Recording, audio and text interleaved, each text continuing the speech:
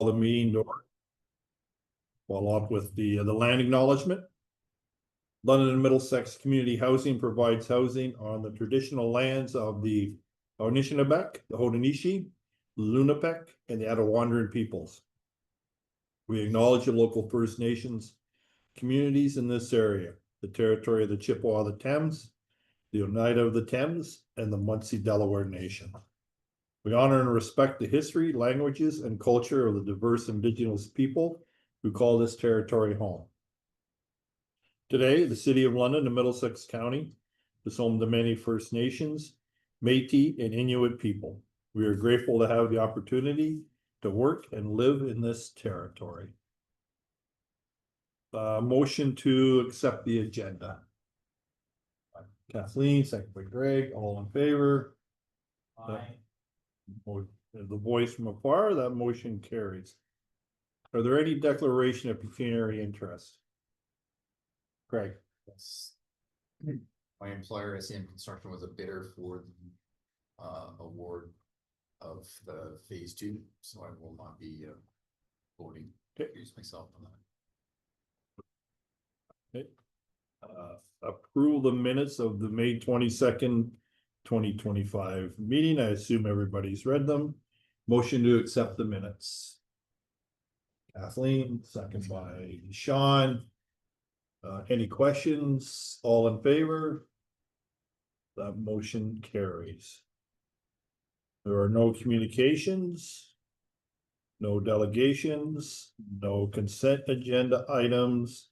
The first order of business is a staff report related to the elevator maintenance construction contract award. Do I turn that over to Paul? John. Thank you, through the chair. So it's award to modernize, upgrade the elevators at the 3 sites.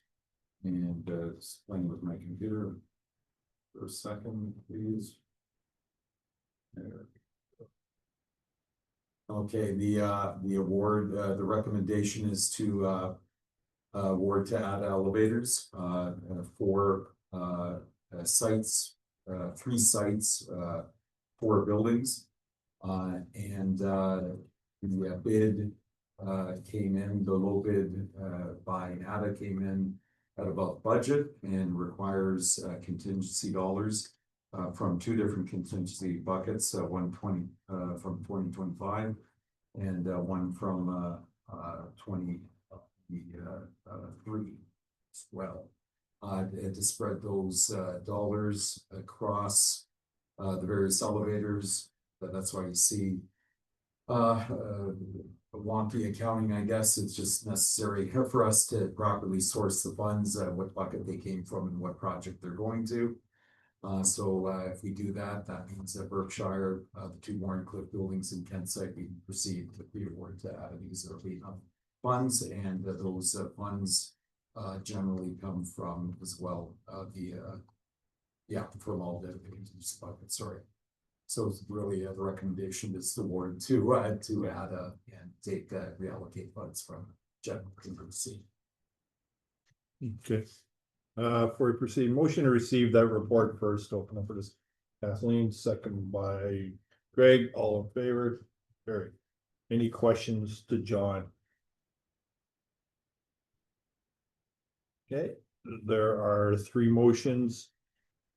First is to approve the request to enter a construction contract with ADA Elevators Corp for $2,175,150 plus adjust taxes. Approve the reallocation of $185,000 from the general contingency fund and $77,583 from the general contingency 2025-0036-21 to be allocated across projects listed in front of you as noted in financial impact, and authorize London Middlesex Community Housing staff take necessary steps to give effect to the above recommendations. Someone to bring a motion. Kathleen, second by Gary. Are there any questions?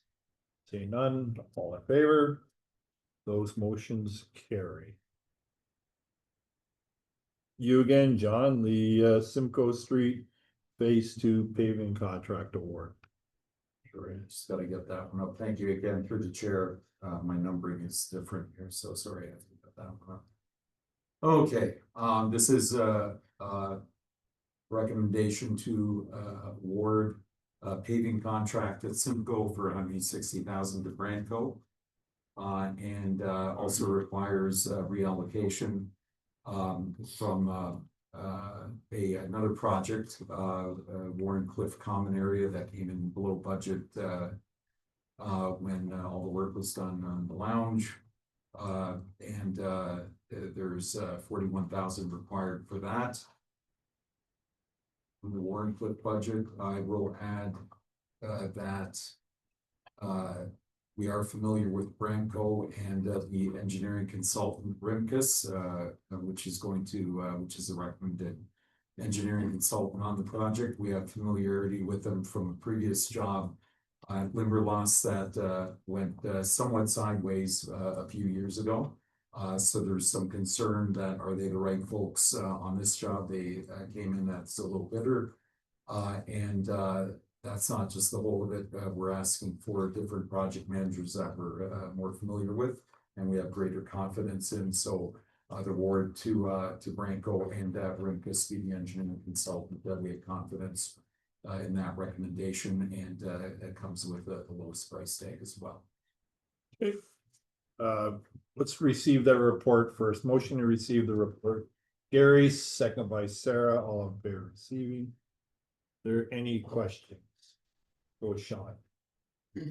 So when we have a contractor who's not delivered on everything that was expected in a prior contract, what is our current process, John, for evaluating how far they were off and whether or not they're ineligible to bid on a contract for a period of time based on the lack of fulfillment of everything? Because I know at the city we have some processes where, and it was put in part because we were seeing repeat bids coming from low bids coming from contractors who were then consistently underperforming what was expected of them.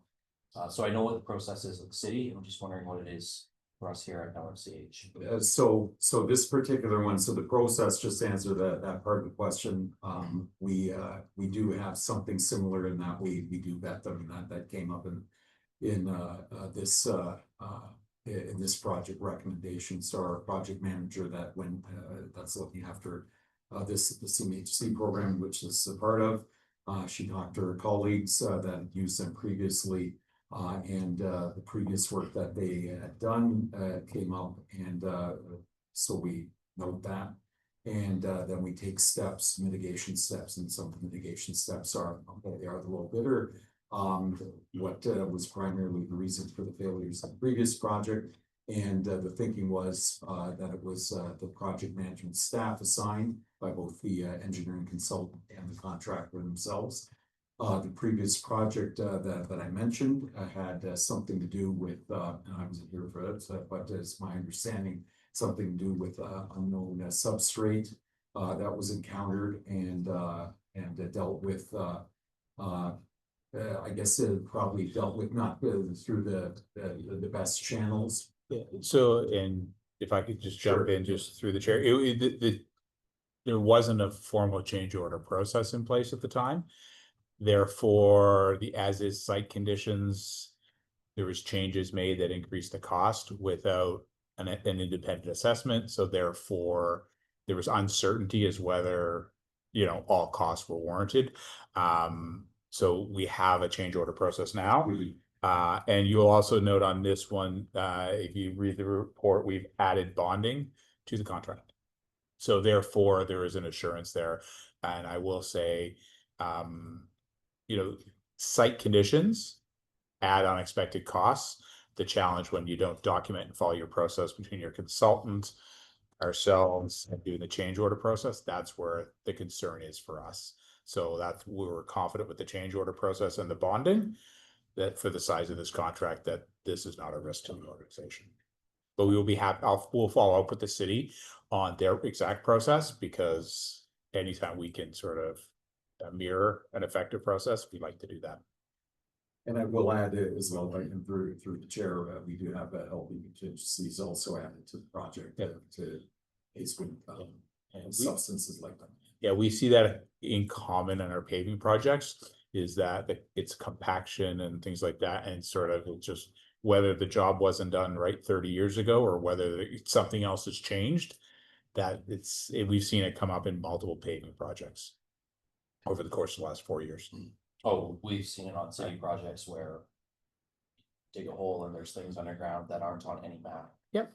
And you don't know who they belong to. So I know that there are always some unforeseen circumstances, especially when you start dealing with any sort of dig and pave.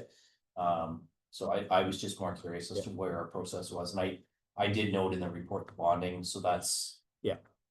That alleviated my immediate concern with this one, but I do know that there are sort of I don't wanna oversimplify it, but there's kind of a 3 strikes and you can't bid on contracts with us for a while sort of process at the city, so. And we don't have accept the lowest bid policy. So if we don't think the scale of the project for the competencies we've seen, and if there's a risk level in the staff they're assigning, that the recommendation will adjust to make sure we have a vendor we have confidence in. And we do try to get the lowest bid, but we know there's risks with that. Did you? I do, Go yeah. ahead. Sorry, Sean, were you? Sean, Yeah, is I'm done. this the same outfit that did the paving at Bully and Huron? That I don't. No, it is not. Oh, okay, yeah, cause, And Phil, yeah, that was not a very good job that they did, so I just wanted to see. And is there a warranty with this outfit? that every one of our subs that accept or do work for us comes over the years. Okay. Any other questions? I have one, and you may have explained it, the money, the 41,000 from the Warrencliffe Common area. We're able to take that out of that fund, because I think you may have said it and I was reading, but we can take that money because, why, John? There were lounge changes removed from the budget that we had set aside for Warrencliffe. Okay, So that freed up those funds, and right now there's about 186,000 funds. so we're not gonna need those funds in the Correct. future? Correct. So they're, okay, all right, I'm good. And the funding envelope is the CMHC repair and Right. renew program, so all movement of the money happens within there to meet those project objectives, so we have confidence in the project manager. Cool. Her recommendations. Okay, seeing no further questions.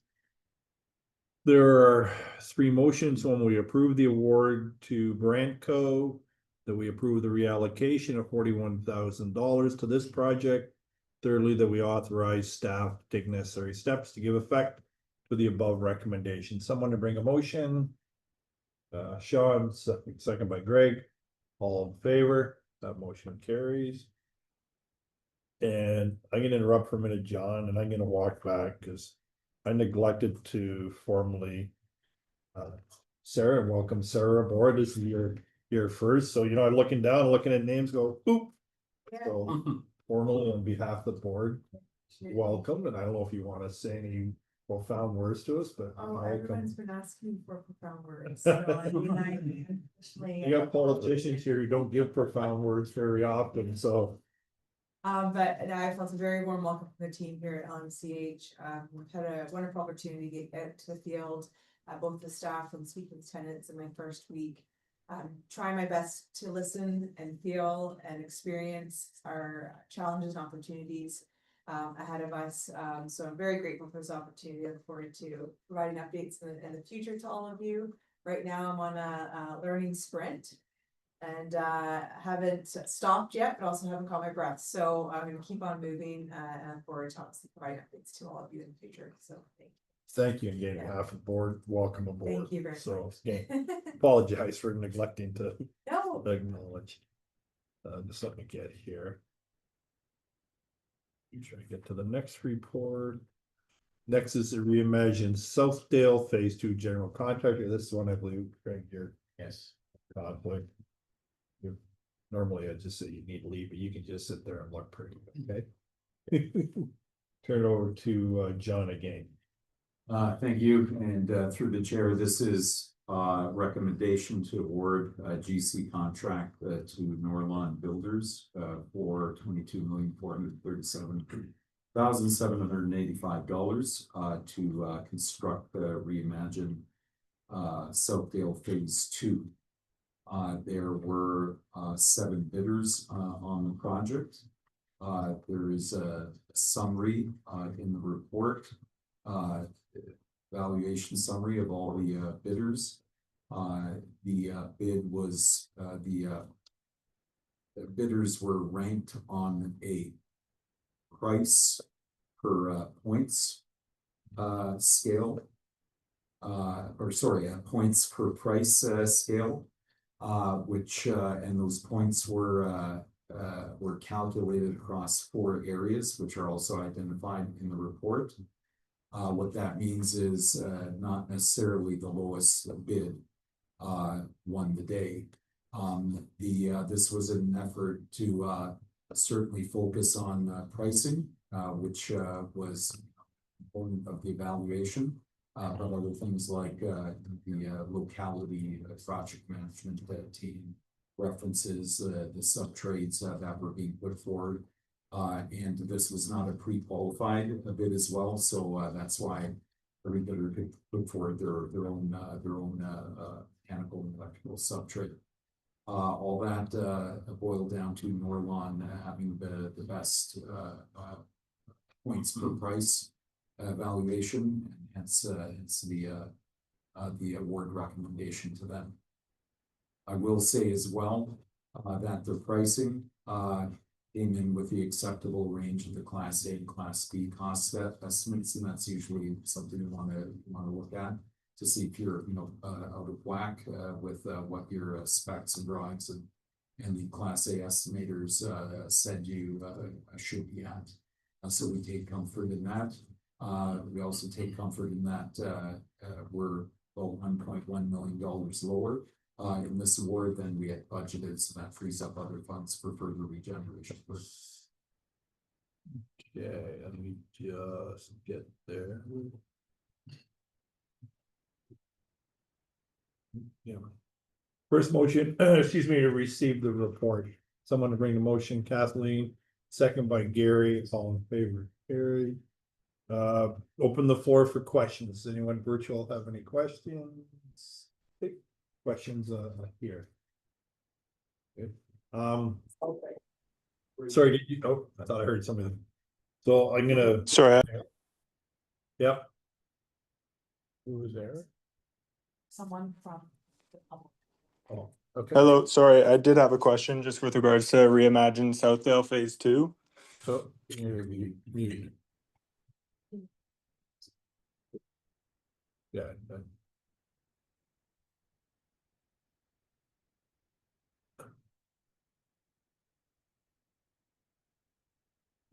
So just a point of clarification, Eric, there is no dialogue between members of the public and the board during a board meeting. If you would like to delegate to the board, there's a process for that. So we just keep you muted at this time. Thank you. Thank you. So I just, I don't know if our director of finance wants to walk me through the financing of this, so. And I may not have been paying enough attention, but. So we had $62 million in the fund from the city. And then we've spent on the first phase, how much? And then this, and then remaining, a little slow off the uptake on the financing. Right. So I will take this to start with, Okay. because there's social history. Yeah. So we received a funding through our first multi-year business case starting in 2020 for regeneration. That was amended to increase to $30 million to support the investment in phase 1 of Reimagine Southdale. Okay. Those funds covered the initial soft costs and consulting work to move us from the idea that we wanted to redevelop a family site and intensify it. So we had work done by Housing Development Corporation, which was a subsidiary of City of London. So there's a lot of soft costs built into that. So coming through this contract award of phase one, we'll be almost fully spent on our $30 million. So depending on what happens with development charges officially being waived and things like that at the city. So that was the initial. Yeah, that initial, so there's a lot of work there. So Right. we estimated the need for future redevelopment work at around $32 million, which included Reimagine Southdale Phase 2, but also seed funds to get shovel ready and other projects so that we can then keep the regeneration roadmap going. So of this $22 million award here, we also have soft costs related to an architect contract award that we awarded last year, which is a percentage of the build, and some staff time associated with this. So we can probably come back in August and give a full accounting of those funds for the board, but it is like over a multiple year span. It includes hard construction costs, soft development charges, and those types of things, but we will have that. And so the expectation is through this project, we'll have some seed money to invest in the other projects that are coming through regeneration, so we can get them ready to apply for funding. I'm pretty transparent. You may have known why I Yeah. was asked that question. Okay, any further questions on this? Okay, seeing none, there are two motions. One that we approve the award of $22,437,785 general construction contract excluding taxes and Norlon Builders, perform the work specified in the RFP for project 2024-0050. Secondly, authorize LMCH staff to take necessary steps to give effect to the above recommendations. Make a motion, Sarah, second by Sean, all in favor, the motion carries. Okay. Thank you, John. Thank you. That's a lot of work. Thank you to everybody for all the efforts to get us to this point with phase two, so it's appreciated, so thank you for that, it's pretty exciting. The board of directors, the workshop, the people are here for us, correct? Okay, so we need to adjourn the meeting Okay, and then we can transition to a workshop. okay, motion to adjourn. Kathleen, second by Sean, all in favor, that motion carries, we are adjourned.